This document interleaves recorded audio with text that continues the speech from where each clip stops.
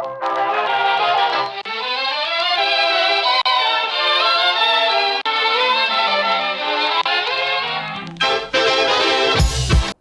everyone, hope you're doing well. Today we are back in War Thunder and it's time to have a look at another Patreon question. Now before we do, I would like to say that I do have a Patreon and also a subscribe star. If you feel like supporting the channel and the work that I do here, and also events and other stuff such as giveaways on the Tech Hub Discord, please look in the links below in the description if you want to, basically aid the effort. So today we're answering a question from Nick Nitro on Discord, and he says, "Hey Tech, do you think the meta premiums, the T55AM, Leo L44, and the Type 74G Kai should be 9.0 instead of being put at 8.7, where they absolutely club the living daylights out of tanks that are obviously not up to par?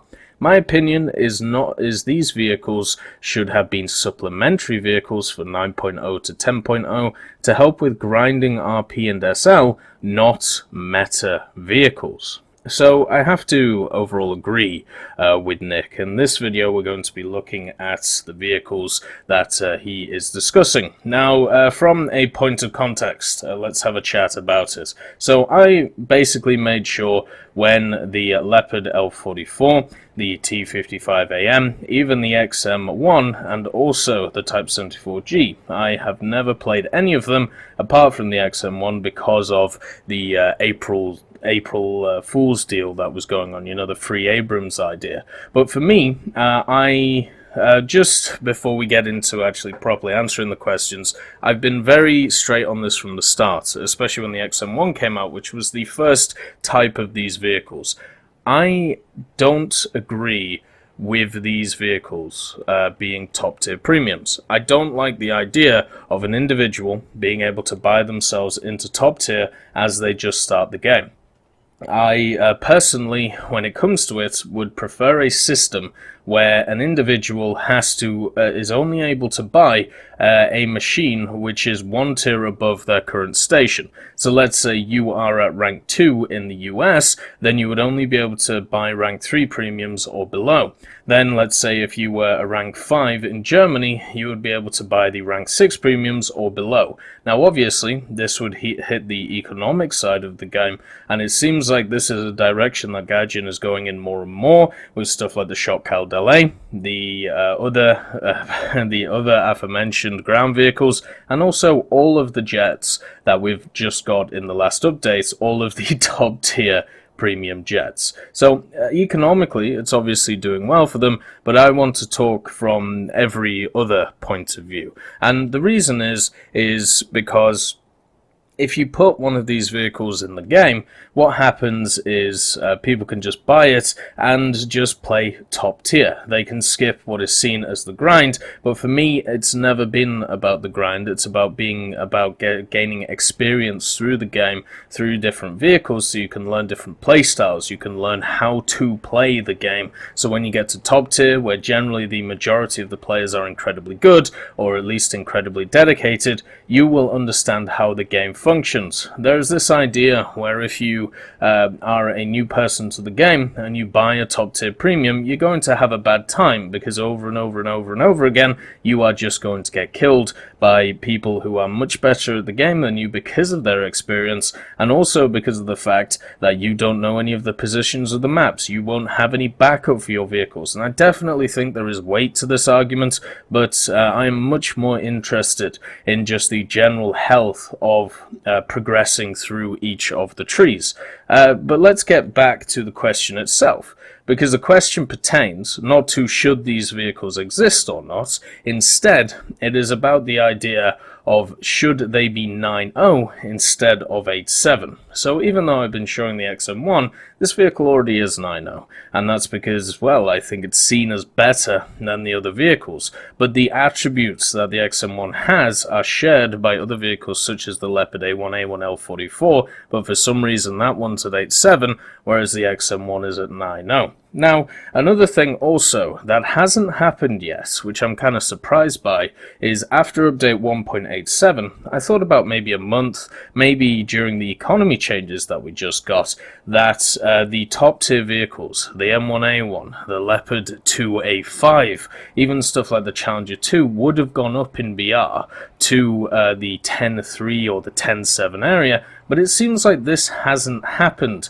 meaning that the contested area for top tier is still 9.0 to 10.0. So we've got to take that into account as well. So what would happen if we took the Leopard A1A1L44, the T55AM, and even the Type 74G, and put them in the same bracket as the XM1 at 9.0?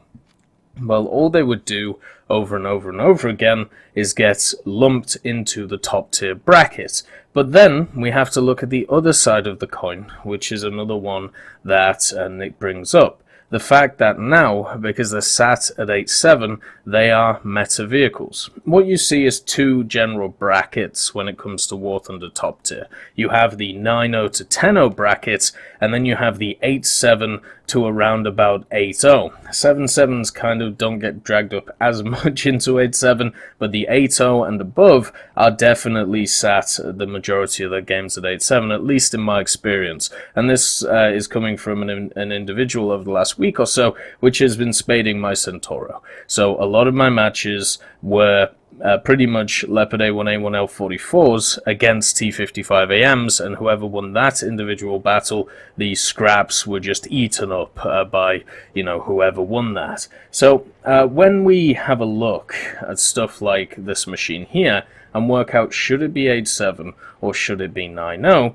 we first of all have to make a value judgment about this machine. Does it fit other 9.0 vehicles in the game? Is it as competent as them? And then we've got to make another judgment, which is, do we want to actually take into account that premium vehicles can be bought by anyone, and therefore they are going to have a lower standard of efficiency compared to other vehicles which you actually have to grind for, or at least gold. And I personally don't like that idea that we should put them on a different level because of this, but it is a conversation that has to be had. And since there is massive, strong evidence that Gaijin balances stuff like repair costs, balances battle ratings on statistics of players across the board, the Leopard A1A1L44 used to be 9.0. And now the fact that it's 8.7 shows that it was underperforming at 9.0, therefore it had to be lowered. Now the T55AM as well started life as a 9.0. It was actually a 9.0 on the first dev server that it was out, and then it was dropped to 8.7 before it hit live. The Type 74G even started life as a 9.0 as well, I believe, until it was dropped as well once the normal Type 74 was given the amazing APF SDS round. So it's all of these vehicles at least started their lives as 9.0s and eventually were brought down. So for me, that shows a cognizant decision to try and force these to be meta at 8.7, and also make sure that the vehicles that you see in front of you were not put into that top echelon. I think what happened is, if you look at the XM1 and the way it was introduced, because of its ability, because of the fact that when it was introduced, you had stuff like the M1 Abrams, the Leopard 2A4 was either around the corner or already in the game. You definitely had Leopard 2Ks running around. What happened is it probably left a bad taste in a lot of people's mouths with just being able to buy themselves into top tier and making it so that one of your desired backups to the Abrams was a premium. And because of that fact, because of the fact that the XM1 itself is quite powerful, you still have to keep it at that 9.0 BR. But after that happened, when Gaijin looked for other rank 6 premiums, such as the T55 and Leopard A1A1, my guess is there was a thought, which was they don't want to put in more top tier premiums into the game, at least in that 9.0 and 10.0 bracket, because it would screw with the matchmaking. So instead, what they did is they dropped everything to 8.7 and kind of screwed up the matchmaking from 7.7 to 8.7. But that's always going to happen at certain BRs. Whenever the BR range is changed. So if, let's say, it goes up to 10.3, we know that the meta BRs will be top tier I'm talking about, will be 10.3 and then 9.0. Because you will have the top echelon bracket, and then you will have the extreme BR just below that bracket. Just how 8.7 is to 9.0 now. 9.0 will be 8.7 when 10.3 becomes the maximum BR. So my guess, at the end of the day, if I was going to make a prediction, is all of these 8.7 vehicles are going to go up in BR to 9.0 once the other vehicles get extended to 10.3, 10.7, or whatever they're supposed to be extended to. Now, the question is this actually a healthy way of doing things? And my answer is not really, but then again, I'm a person who don't think they should exist in the first place. If you come from a point of view where the way that they're doing it now, compared to the other method, which is sticking these at 9.0 now and just watching them get battered by 10.0 machines, then yes, I suppose putting them at 8.7 it saves them the courtesy of being taken behind the barn and shot in the head. But the main problem is you're still having the same issues at this low BR, but instead you are giving the tools available to experienced players in order to dominate. And I believe, at least that for me, is the biggest issue here. The biggest issue is, even though these machines are premiums, even though these machines are meta vehicles, I think the statistics are being massively skewed towards the lower echelon of the population, because what you will find is a lot of people will buy these machines to grind through trees, and they are not ready for this area of the game.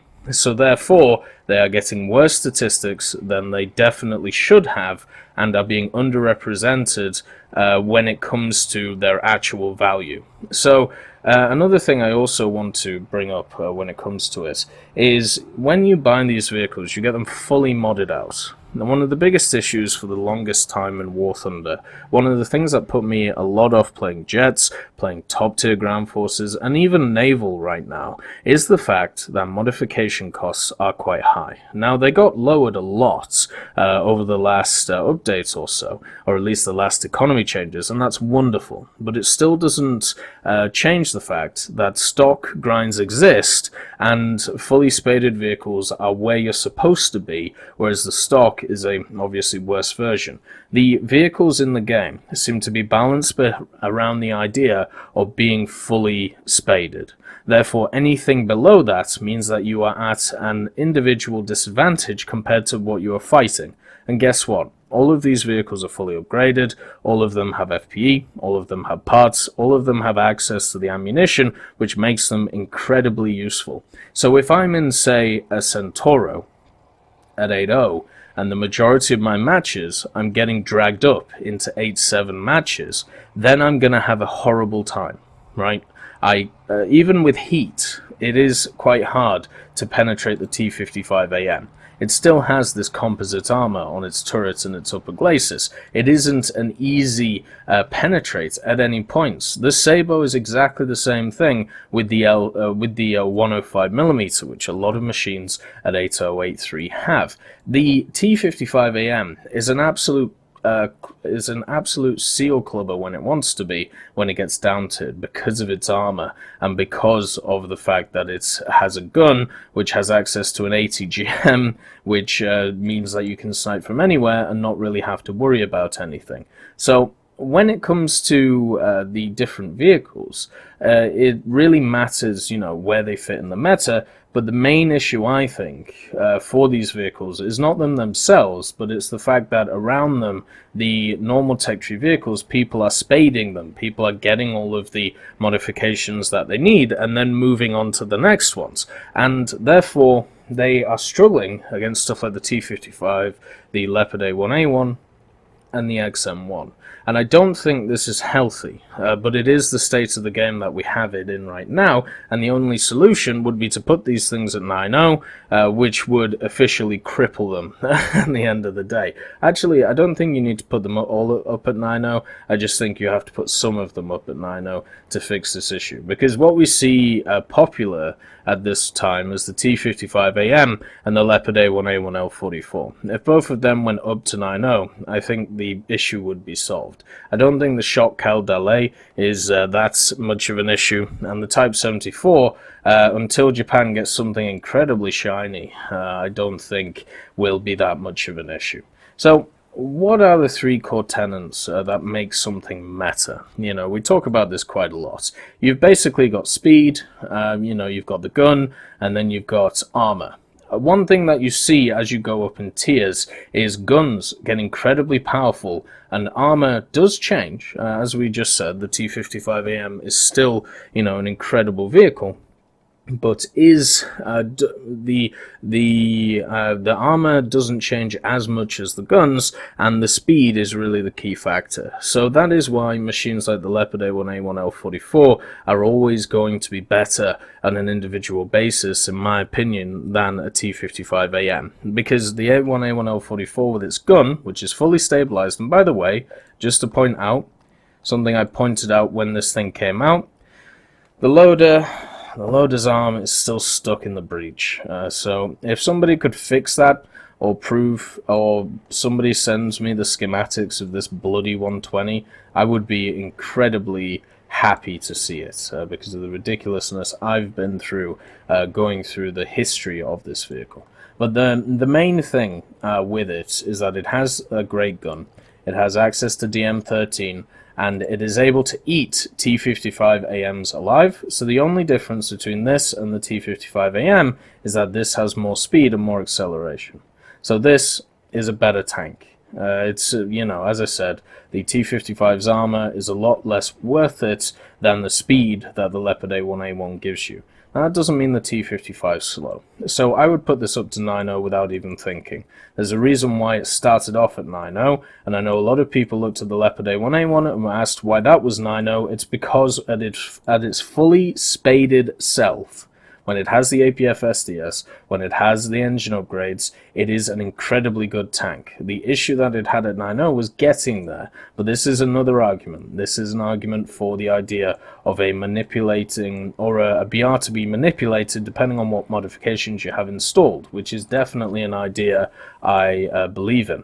Now, the Soviets, when it comes to T55AM, the major issue that this thing has is that it's seal clubs, as I said. Because of its armor, it's got decent speed, not the best reload, but its gun's really good as well. Gun depression is an issue, but it's got a great turret, graded hull down machine. So the problem with this is not the fact that it's 8.7, the problem with this is that it sits in a realm where you have the two BR brackets, right? So 9.0 to 10.0, 8.0 to 8.7. So because it's at the top echelon of that, it will just kill everything that's below it. I've seen maps or matches where T55AMs have just gone crazy and just annihilated everything around them as long as they deal with the A1A1L44s first. And it's got a stabilized gun, it is a small target, and against a lot of machines that do not have the required ammunition to pen this. Think about if you're in a stock like M48, right? Or if you're in a stock M60. It's very hard to kill this thing when all this thing has to do is just look at you. And I understand that a 7.7 vehicle should not be as competitive against an 8.7 vehicle, but the issue is, at that point, is, you know, we go into the argument of should the BR range be decreased when it comes to matchmaking, because there is definite problems with 7.7s facing these monsters. But anyway, the thing about the T55AM, the thing that makes it strong is its additional armor. Because it is able to deal with a lot of feed FS, it's able to deal with a lot of stock shells that people are throwing at it. Not so good against APF SDS, right?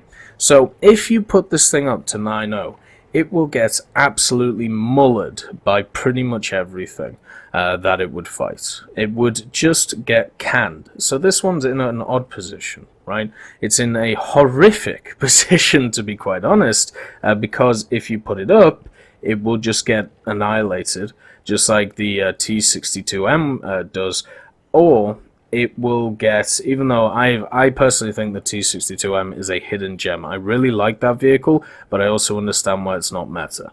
But if you leave it at 8.7, it will still do incredibly good, especially if you move up the A1A1L44, because that is the only thing that is keeping this thing in check right now. Otherwise, it will just hit the W key and just walk through armies going along. The Type 74G is the one that normally gets left out because, well, it's Japanese, and normally you don't really see that many of them on the battlefield, but it technically has the best round out of all three of these 8.7s, the Type 93, 405, 350, 234. This can go through stuff like butter, and it does quite a lot. You know, this is an incredibly strong tank with a decent amount of speed behind it, and also a decent amount of stabilization with its gun. The place that where it's lacking is, of course, its armor.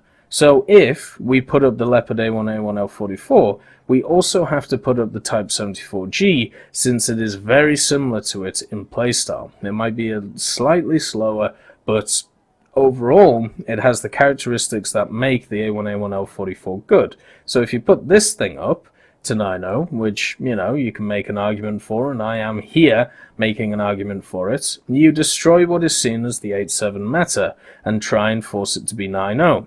When a lot of the vehicles got announced, a lot of the premiums and a lot of other vehicles around that time, what I saw happening in the game was that they were trying to make 9.0 ABR that people would play at, right? Because the issue that many games have, World of Tanks has this issue, you know, War Thunder has this issue, even a lot of PvE games have this issue. You have a meta at the top tier of the game, and everything maybe about 10 or 15% below that gets dragged up into it and gets absolutely annihilated.